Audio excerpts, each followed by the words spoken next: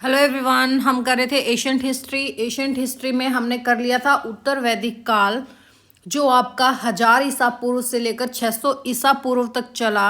उसका भौगोलिक क्षेत्र में हमने किया कि जैसे जो आपका उत्तर वैदिक काल था उसमें जो आपका यजुर्वेद, सामवेद, अथर्ववेद, ब्राह्मण ग्रंथ आ गए थे, या आपके जो लास्ट अवस्था आ गई थी उत्तर वैदिक काल की, उसमें आपके आरण्यक और उपनिषदों की रचना हुई।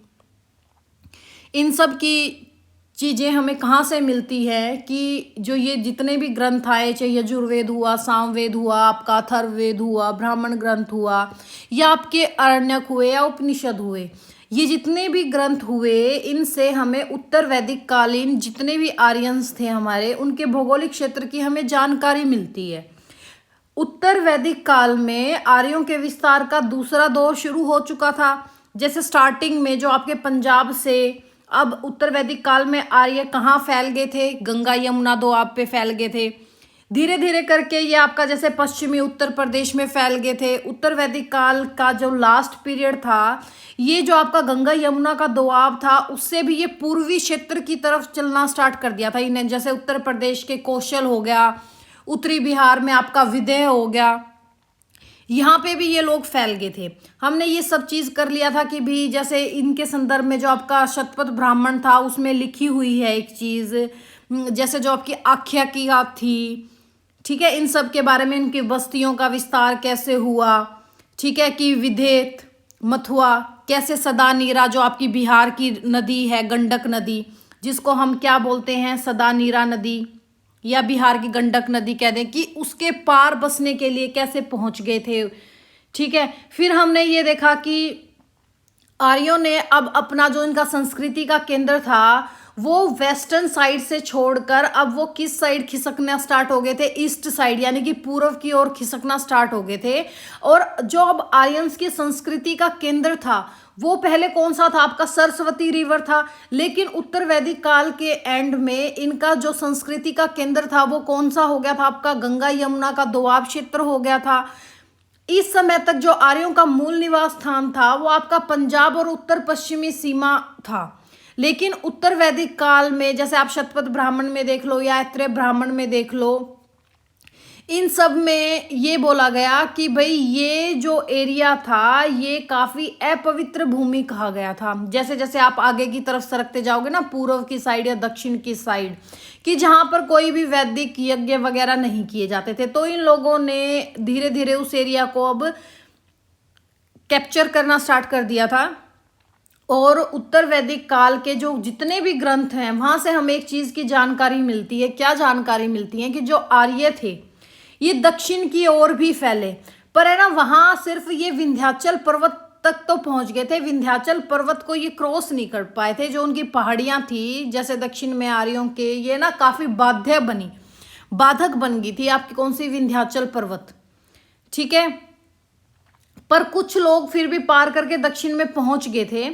और जो आपका उत्तर वैदिक काल का अंत था, जो लास्ट टाइम पीरियड था, वहां पर जो उत्तरी भारत का भाग था, उत्तरी भारत जितना भी हमारा नॉर्थ इंडिया था, वहां पर आर्यों ने अपना प्रसार कर लिया था, यानी कि फैल चुके थे। कहां पर? नॉर्थ इंडिया में।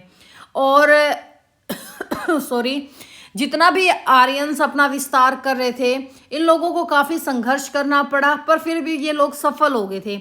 इनकी सफलता का मुख्य कारण क्या था? कि भाई लोहे के औजार आगे थे, हथियार आगे थे, और इनके पास हाथियों के, उसके घोड़ों के रथ भी आगे थे।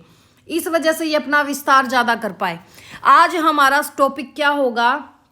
हमने ना फिर पॉलिटी भी इसकी खत्म कर दिया था कि भाई जैसे ऐत्रेय ब्राह्मण के अनुसार जो आपके जितनी भी दिशाएं होती हैं, उत्तर दक्षिण, आपके जो मिडल एरिया था इनका, या ईस्टर्न साइड थी या वेस्टर्न साइड थी, वहाँ पे शासन प्रणाली क्या थी, राजा के नाम क्या थे, उनके एग्जाम्पल भी हम लोगों ने कर लिए थे।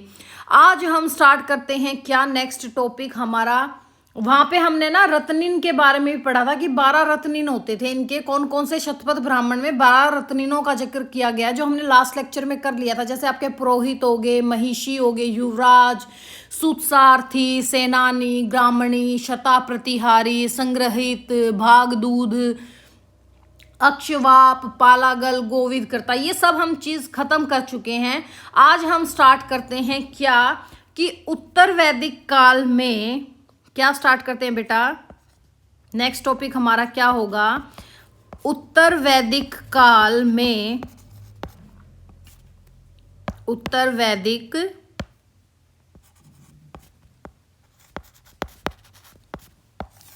सोसाइटी कैसी थी, समाज कैसा था।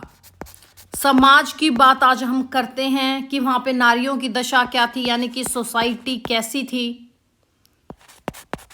ठीक है, इन सब का जिक्र आज हम करेंगे। तो देखो समाज कैसा होता था ऋग वैदिक काल में। हमने देखा था कि ऋग वैदिक काल में लोग संयुक्त परिवार में रहते थे। परिवार कैसा होता था, पितृसत्तात्मक होता था।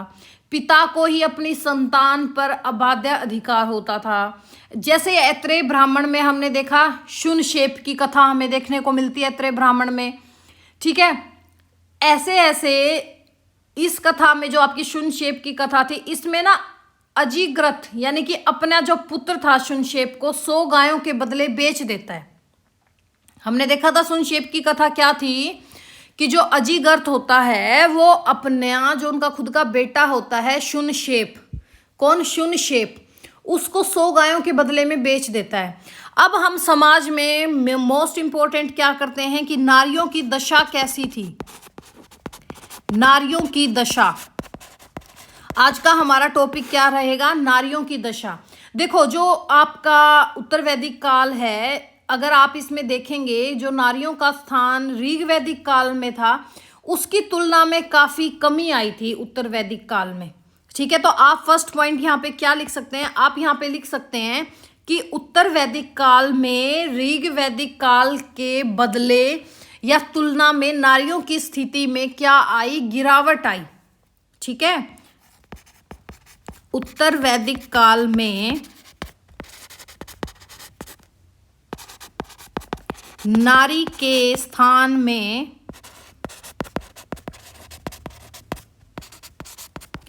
ऋग वैदिक कालीन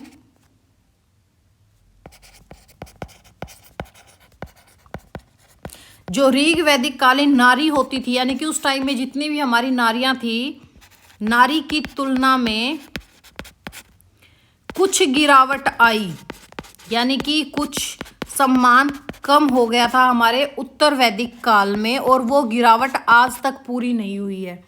ठीक है, मैं कोई फेमिनिस्ट नहीं हूं कि मैं आपको कह दूं फेमिनिस्ट बात करूं, पर ये एक कटु सत्य है भाई, जिस चीज को एक्सेप्ट करना बहुत जरूरी है।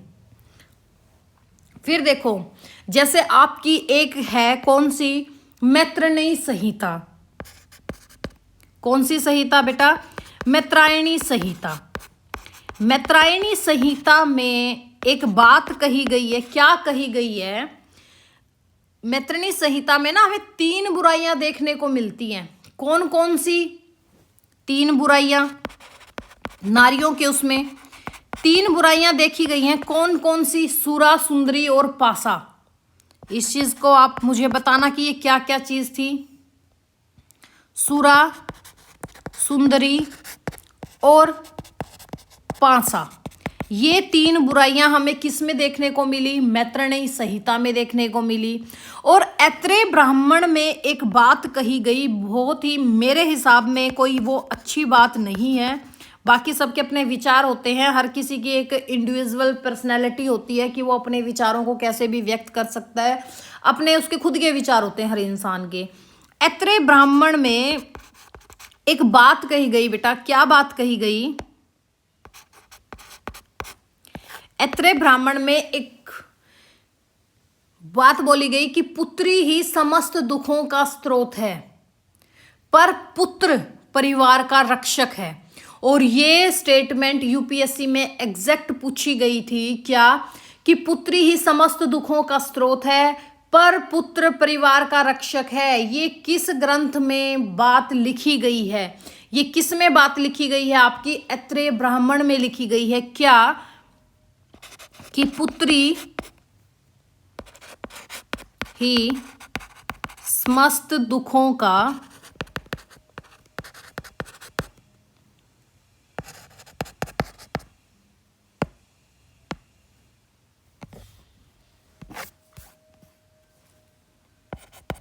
स्रोत है, किंतु पुत्र परिवार का रक्षक है। देखो, होता है पुत्र परिवार का रक्षक, बट बेटियां भी होती हैं, ठीक है। अगर बेटियां ही नहीं होंगी तो आपके पुत्र कहाँ से आएंगे? पता नहीं क्या सोच के ये ऐत्रेय ब्राह्मण में ऐसी बात लिखी गई है, पर ये बात आपके ऐत्रेय ब्राह्मण में लिखी गई है। वैसे ही आपका जो वृहदारण्यक उपनिषद है, उसमें याज्ञवल्क्य और गार्गी संवाद से हमें क्या मिलता है कि कुछ नारियां भी उच्च शिक्षा प्राप्त करती थी, ठीक है। ये बात किस में लिखी गई है? आपके बृहदारण्यक उपनिषद में। बृहदारण्यक उपनिषद में क्या लिखा गया है?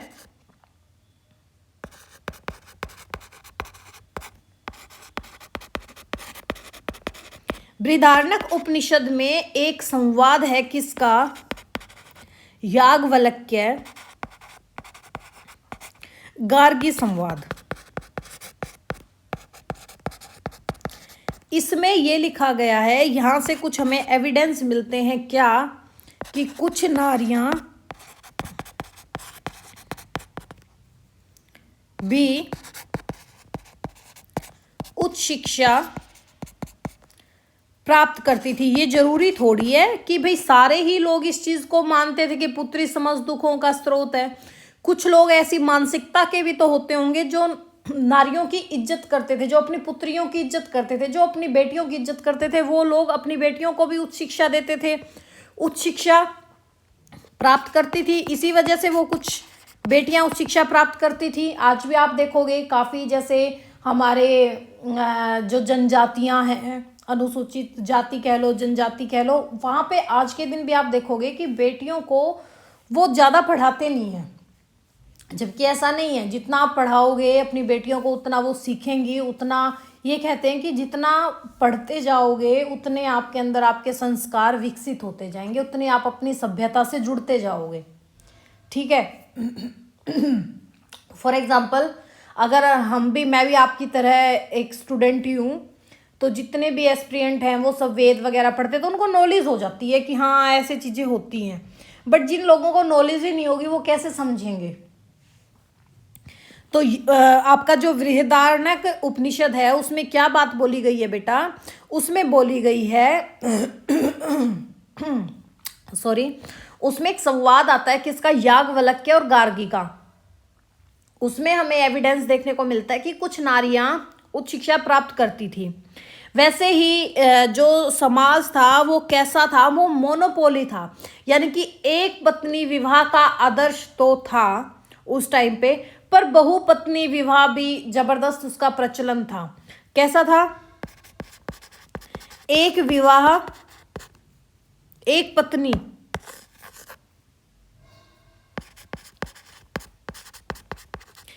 एक पत्नी विवाह आदर्श माना जाता था।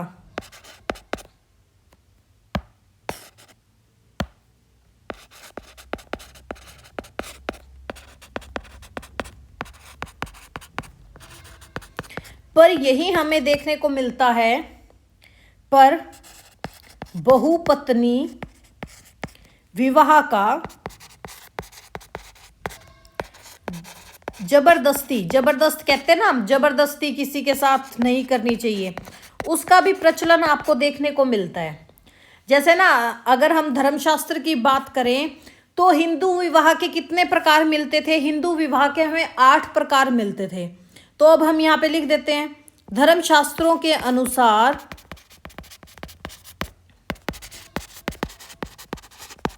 कितने विवाह का प्रचलन हमें देखने को मिलता था?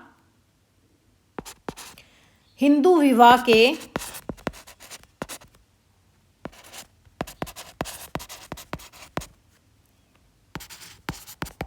8 प्रकार थे। कितने प्रकार थे बेटा? 8 प्रकार थे। कितने प्रकार थे? 8 प्रकार। कौन कौन से? पहला कौन सा था? ब्रह्मा विवाह। पहला कौन सा था? ब्रह्मा विवाह। जो ये ब्रह्मा विवाह था, इसके अंदर क्या था कि जो आपका समान वर्ण या समान जाति में जो विवाह होता था, जो बिल्कुल अच्छा माना जाता था, जिसको हम भगवान की भगवान ब्रह्मा क्या थे, भगवान थे, भगवान के इक्विवेलेंट मानते थे, जाति का विवाह, समान वर्ण या समान जाति का विवाह, इसको हम क्या बोलते थे, इसको बोलते थे हम ब्रह्म विवाह। फिर आ गया था आपका दैव विवाह। दैव विवाह क्या होता था, दैव विवाह होता था जो आपके पुरोहित, आपके पंडित होते थे, इनको परिचार्मिक के रूप में जो कन्या मिलती थी, कन्या के साथ जिनका विवाह किया जाता था, उसको हम कहते थे दैव विवाह। यानी कि हम इसको लिख देते हैं, पुरोहितों को या पुरोहित को पारिश्रमिक के रूप में मिली कन्या के साथ विवाह।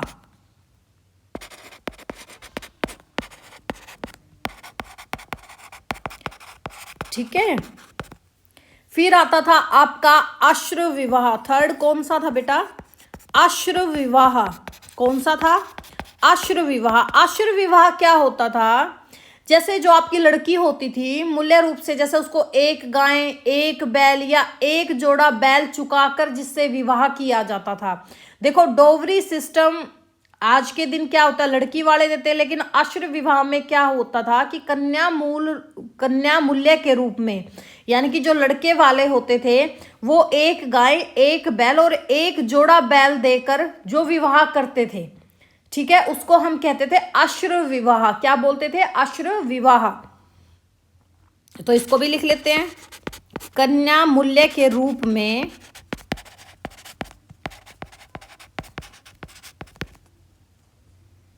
एक गाय, एक बैल या एक पेयर, एक जोड़ा लगा लो, एक जोड़ा बैल देकर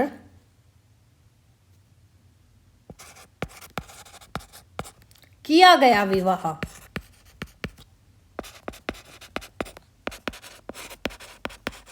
इसको हम बोलते थे आश्रय विवाह।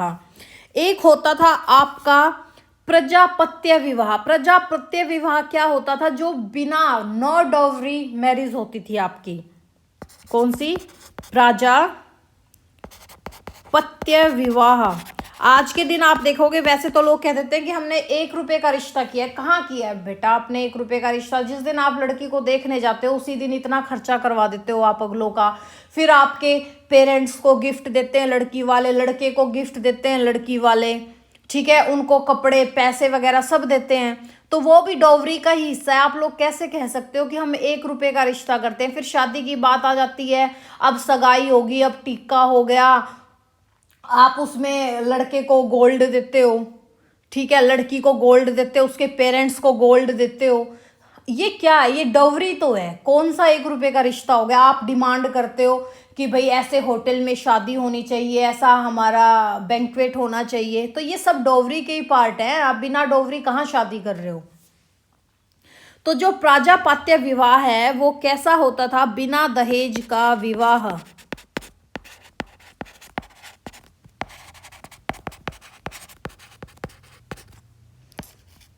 फिफ्थ कौन सा होता था, गांधर्व विवाह। गांधर्व विवाह जिसको आज के दिन हम बोल देते हैं लव मैरिज, प्रेम विवाह। प्रेम विवाह उस टाइम किसका हुआ था, फॉर एग्जाम्पल अगर हम ले तो दुष्यंत शकुंतलम का जो विवाह हुआ था, दुष्यंत शकुंतला का विवाह, ठीक है। फिर आ जाता है आपका कौन सा, असुर विवाह। कौन सा आ गया बेटा, राक्षस विवाह बोल दो, असुर नहीं, राक्षस विवाह अलग था, असुर विवाह अलग था। असुर विवाह क्या था, जिसमें हम लड़कियों को खरीद के लेके आते हैं। आप देखा होगा आपने, जैसे कई लोग गरीब घर की लड़कियों को, जिसे जिनके बच्चे नहीं ब्याए जाते या जिनकी शादी नहीं होती, वो लोग लड़कियों को खरीद के लेके आते हैं। तो जो लड़की को खरीद के किया गया विवाह होता था उसको हम क्या कहते थे, असुर विवाह। कन्या को खरीद कर किया गया विवाह। अगर आप इसमें एग्जाम्पल की बात करो तो इसमें एग्जाम्पल आ जाएगा आपका, जो आपके राजा दशरथ थे, पुरुषोत्तम राम के पिता थे, उनका विवाह जो कैकेयी के साथ हुआ था, वह कैकेयी का विवाह। ये कैसा था? एक आसुर विवाह था। इसमें जो आपके राजा दशरथ थे वो कैकेयी को खरीद कर लेके आए थे। फिर आ जाता है आपका कौन सा? राक्षस विवाह। कौन सा आ जाता है बेटा? 7th आपका राक्षस विवाह। जो राक्षस विवाह होता है वो होता है कि जैसे मान लो कि राजा होते थे, इनके आपस में युद्ध होते थे, तो जो राजा हार जाता था उसकी कन्या या किसी कन्या को किडनैप कर ले, उठा के ले आए, उसके साथ किए गए विवाह को क्या बोला जाता था? राक्षस विवाह। तो हम यहां क्या कह देंगे? पराजित राजा की कन्या या अपहरण की गई कन्या के साथ विवाह, अपहरण, किडनैपिंग।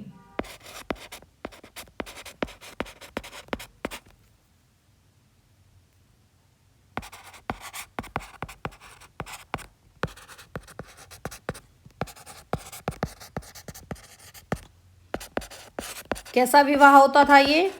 राक्षसी विवाह। फिर आ जाता है एक आपका पैशाच विवाह। पैशाच विवाह ये हो गया, मान लो कोई मंदबुद्धि लड़की थी, ठीक है, या भाई मदिरा पान या दारू वगैरह पी के किसी लड़की के साथ उसका रेप कर दें, या कोई लड़की सो रही है उसके साथ कोई रेप कर दे, तो इस टाइप के जो विवाह थे इनको बोला गया है पैशाच विवाह। तो 8वां विवाह कौन सा था बेटा आपका? पैशाच विवाह। इसके बारे में आप ये लिख दें कि सोती हुई या शुद्ध बुद्धहीन वाली औरत, भाई जिसमें मंदबुद्धि टाइप हो, जैसे कई थोड़ी से हो जाते हैं भाई जिनके अंदर कम बुद्धि हो, बेचारी मासूम सी होती हैं, ठीक है, उनको बहला फुसला के साथ उनके साथ रेप किया जाता है। या उन्मत्त यानी कि जो भाई नशे में हो, या नशे में जो औरत हो,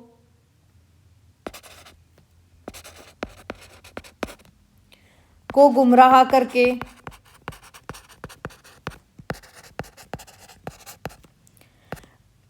करके उसके साथ शारीरिक जो संपर्क बना देते थे।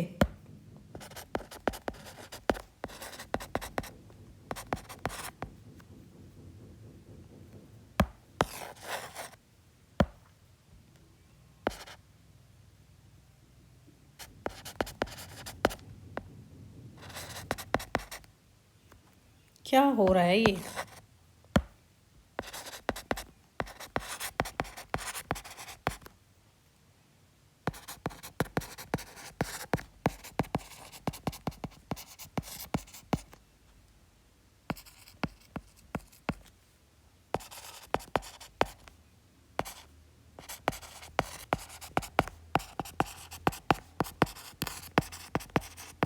इसको हम क्या कहते थे? पैशाच विवाह। तो विवाह कितने प्रकार के हो गए? 8 प्रकार के। ब्रह्मा विवाह, जिसमें आपके समान जाति समान वर्ण में आपकी शादी होती है, जैसे भाई ब्राह्मण की ब्राह्मण के साथ होगी, बनिए की बनिए के साथ होगी, जाट की जाट के साथ होगी, पंजाबी की पंजाबी के, जितनी भी आपकी कौम है सबके अपने समान वर्ण में जितनी शादी होती थी उसको हम कहते थे ब्रह्मा विवाह, जिसको आज के दिन भी सबसे शुद्ध विवाह बोला जाता है।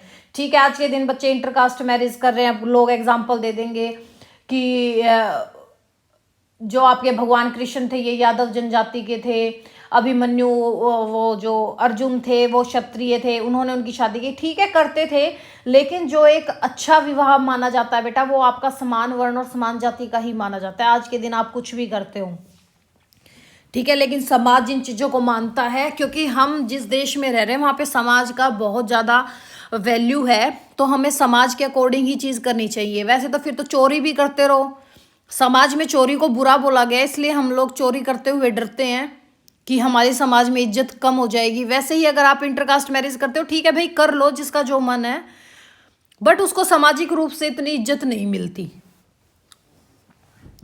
ठीक है, अभी देखो, इनमें से भी ये जो आपके 8 विवाह हो गए, इनमें से जो आपके प्रथम 4 हैं इनको उचित विवाह बोला जाता है। किनको? ब्रह्मा विवाह हो गया, दैव विवाह हो गया, आर्ष विवाह हो गया या प्रजापत्य विवाह हो गया। इनको चारों जो ये विवाह हैं आपके, इनको बहुत उचित बोला गया है। और जो लास्ट का आपका गंधर्व विवाह होगा, जिसमें आपका प्रेम विवाह भी आ गया, इंटरकास्ट मैरिज भी आ गई, लव मैरिज भी आ गई, आपका असुर विवाह हो गया, राक्षस विवाह हो गया, पैशाच विवाह हो गया, इन सबको एक अनुचित विवाह माना गया है। ठीक है, उचित माना गया है पहले 4 को और अनुचित माना गया है लास्ट के आपके 4 को। इसके अलावा भी हमें 2 विवाह देखने को मिलते हैं। वो 2 विवाह कौन से हैं बेटा? वो 2 विवाह होते हैं आपका, एक तो अनुलोम विवाह, एक होता है प्रतिलोम विवाह।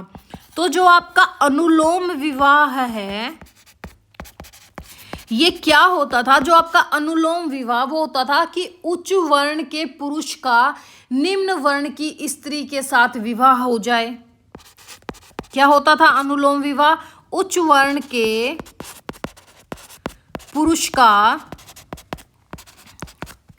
निम्न वर्ण की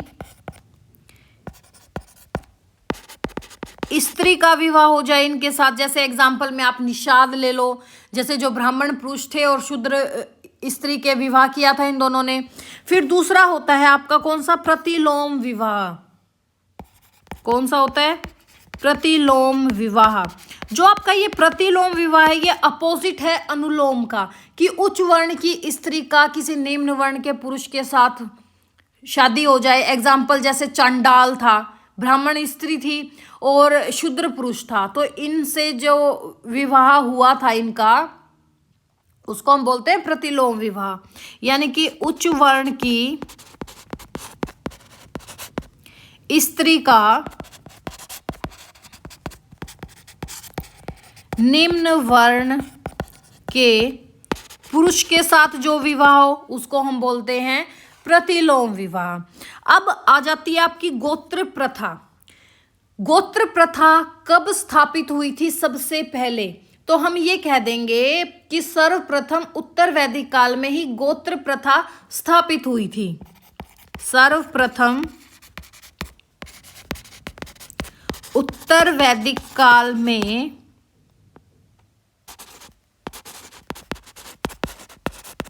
गोत्र प्रथा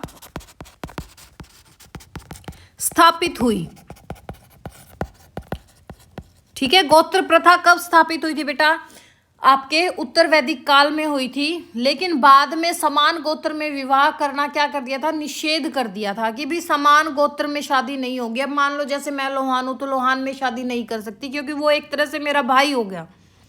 ठीक है, जैसे हम अपने गुहांड में भी शादी नहीं करते क्योंकि हमारा भाईचारा होता है। पहले गोत्र प्रथा का जो विवाह स्टार्ट हुआ था वो उत्तर वैदिक काल में होता, लेकिन जैसे जैसे टाइम बीतता गया तो इस समान गोत्र में विवाह का क्या कर दिया था? निषेध कर दिया था। फिर अगर हम बात करें कि हमारी वर्णाश्रम व्यवस्था क्या थी, किसकी बात करें? हमारी जो वर्ण व्यवस्था थी, जिसको हम बोल देते हैं क्या बेटा? वर्णाश्रम व्यवस्था।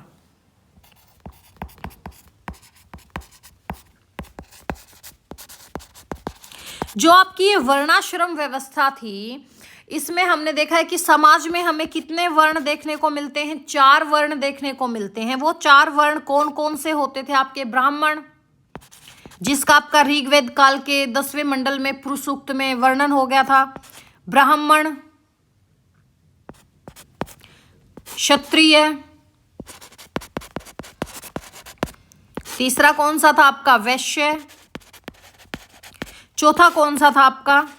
शूद्र। कौन सा था? शूद्र। ये हमारे 4 वर्ण थे। और जो वर्णों में आपको धीरे धीरे क्या हुई भाई, इसमें काफी कठोरता आने लगी। अब लोग थे वो क्या करने लगे कि जाति के रूप में अपने आप को डिफाइन करने लगे थे। व्यवसाय परिवर्तन कठोर हो गए थे, व्यवसाय अनुवांशिक होने लगे थे, यानी कि जेनेटिक आ गया था कि भाई राजा का बेटा राजा, ब्राह्मण का बेटा ब्राह्मण, क्षत्रिय का बेटा क्षत्रिय, शूद्र का बेटा शूद्र, वैश्य का बेटा वैश्य। तो ये जो अनुवांशिकता आने लगी थी, इसमें आप देखोगे कि अलग अलग जातियां बन गई थी। तो कौन कौन सी जातियां बन गई थी? व्यवसाय अनुवांशिक होने लगे थे। जैसे आपके जातियां, भाई चर्मकार जो चमड़े का काम करता था उनका बेटा चर्मकार ही होगा। जैसे फॉर एग्जाम्पल रथकार हो गए आपके, ठीक है, धातुकार हो गए। इनकी भी क्या हो गई थी? अलग अलग जातियां बन गई थी। क्या हो गई थी? इनकी अलग अलग जातियां बन चुकी थी अब इन लोगों की भी।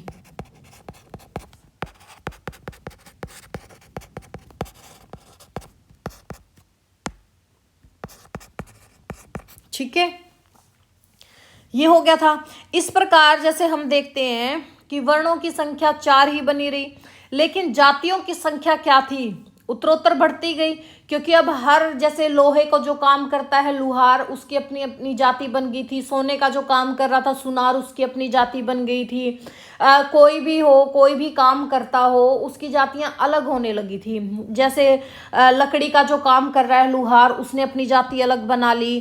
चमड़े का जो काम कर रहा है चर्मकार, उसने अपनी जाति अलग बना ली। धातु का जो काम कर रहा है उसने अपनी जाति अलग बना ली। तो ऐसे ऐसे जातियां तो उत्तरोत्तर बढ़ती जा रही थी उत्तर वैदिक काल में। पर वर्ण शब्द का उल्लेख पहली बार हमें किस में देखने को मिलता है? हमने सबको पता है 10वें मंडल में ऋग्वेद के और पुरुष सूक्त में देखने को मिलता है। जबकि जाति शब्द का जो पहली बार वर्णन था वो किस रूप में हुआ है? तो ये इंपॉर्टेंट पॉइंट है, इसको आप लिखो।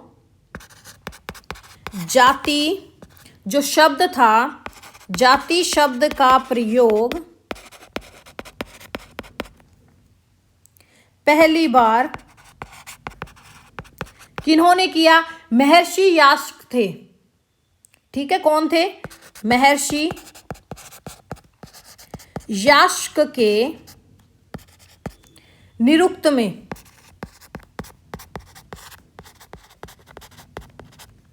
कृष्ण जाति का वर्णन हमें देखने को मिला है।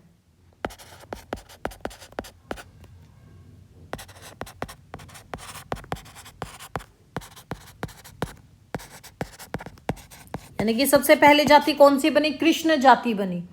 ठीक है, तो शुरू में जैसे ब्राह्मण और क्षत्रियों को समान दर्जा दिया जाने लगा था, लेकिन धीरे धीरे क्या होता गया, जैसे जैसे टाइम बीतता गया, ब्राह्मणों ने अपने आप को पहला दर्जा दे दिया। कामयाब हो गए थे ब्राह्मण, अपने आप को पहला दर्जा देने में कामयाब रहे इस चीज में। उत्तर वैदिक काल में क्या हुआ बेटा? देखो, ब्राह्मण और क्षत्रिय सेम होते थे, लेकिन उत्तर वैदिक काल में धीरे धीरे टाइम चलता गया तो ब्राह्मणों ने अपनी फर्स्ट पोजीशन स्थापित करने में वो कामयाब रहे। फिर उत्तर वैदिक काल में आश्रम व्यवस्था का स्पष्ट रूप से आपको प्रमाण देखने को मिलता है। जैसे आपका जो जबाल उपनिषद था, कौन सा उपनिषद? जबाल उपनिषद। जबाल उपनिषद। जबाल उपनिषद में आपको क्या देखने को मिलता है? हमें 4 आश्रम व्यवस्था देखने को मिलती है। 4 आश्रम व्यवस्था। कौन से थे वो 4 आश्रम व्यवस्था? पहला तो था आपका ब्राह्मण, यानी कि ब्रह्मचार्य, जिसको हम क्या बोलते हैं? ब्रह्मचार्य। इसको मानी हमने 25 साल तक कि ब्रह्मचार्य होते थे। फिर हमने देखा कि गृहस्थ जीवन जीते हैं लोग। गृहस्थ जीवन यानी कि आपका 25 से 50 साल की उम्र जो मानी जाती है। ठीक है, फिर हमने देखा कि वानप्रस्थ की भी, जंगलों में जैसे जैसे लोग बुजुर्ग हो रहे थे वो वानप्रस्थ जीवन जी रहे हैं। फिर हमने देखा सन्यासी जीवन जी रहे हैं। तो ये जो आपकी 4 आश्रम व्यवस्था है, ये हमें कहाँ देखने को मिलती है? जबाल उपनिषद में देखने को मिलती है। इन सब का उल्लेख कहाँ पर है? आपके जबाल उपनिषद में है। किस किस का?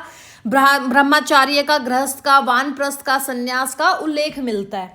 फिर हम नेक्स्ट देखते हैं कि जो आपकी आश्रम व्यवस्था थी उत्तर वैदिक काल के समाज में, ये है ना एक बेस का रूप ले आई, यानी कि आधार बन गया ये।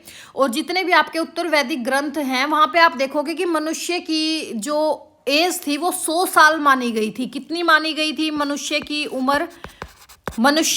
उम्र 100 साल मानी गई थी, जिसमें वो 25 साल, जो पहले 25 साल थे वो कहाँ पर रहते थे? अभी बताया आपको, ब्रह्मचार्य आश्रमों में रहते थे।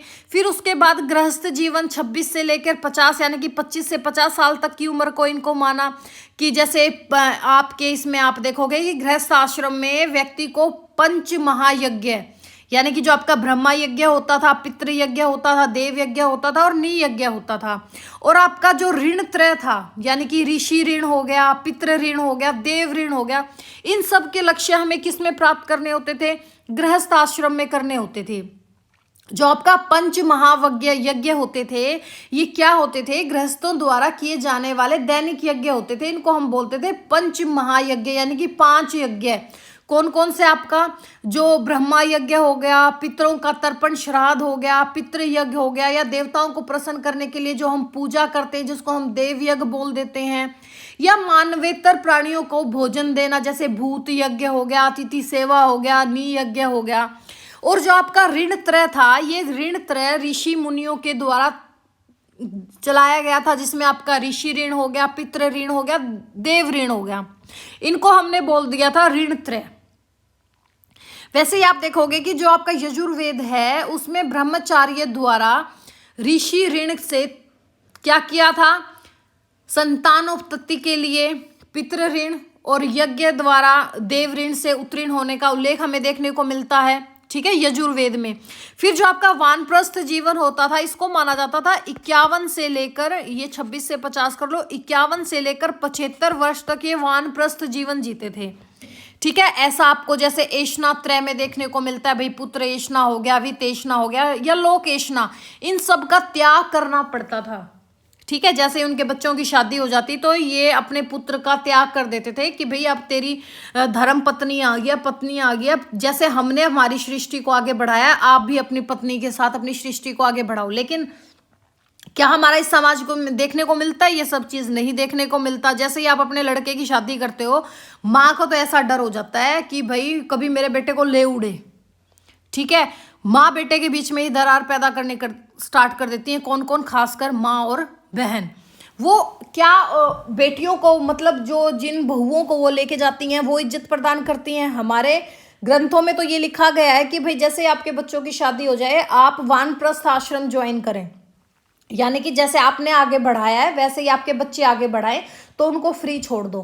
पर ऐसा कुछ नहीं होता, बिल्कुल ऐसे मंडली मार के बैठ जाती हैं, ठीक है, चुगलियां करती हैं कि हाँ तेरी पत्नी ने ये कर दिया, तेरी पत्नी ऐसे बोली, तेरी पत्नी वैसे बोली, और फिर ये कह देते हैं कि हमने तो कुछ कहा ही नहीं। जब वो खुद ही जहर घोल रही हैं तो उसके बाद ये कैसे उम्मीद कर सकती हैं कि उनके बच्चों के बीच में प्यार बना रहेगा? नहीं हो सकता ऐसा, ठीक है। फिर आता है आपका सन्यासी आश्रम। सन्यासी आश्रम को बोला जाता है 76 साल से 100 साल के बीच में, भाई जीवन का जो अंतिम अवस्था आती है व्यक्ति की, वो सन्यास लेना आरंभ कर दो ताकि आप संसारिक मोह माया सब बंधनों को त्याग कर दो और भगवान की उसमें लीन हो जाओ, समाज सेवा करो, परोपकार करो, ठीक है। फिर हम देखते हैं, ये हमारे 4 वो थे आश्रम व्यवस्था। फिर हम देखते हैं पुरुषार्थ चातुष्टय। ये क्या था? जो आपका पुरुषार्थ चातुष्टय था, इसमें जो आपका धर्म आ गया, अर्थ आ गया, काम आ गया, मोक्ष, ये सब माने जाते थे।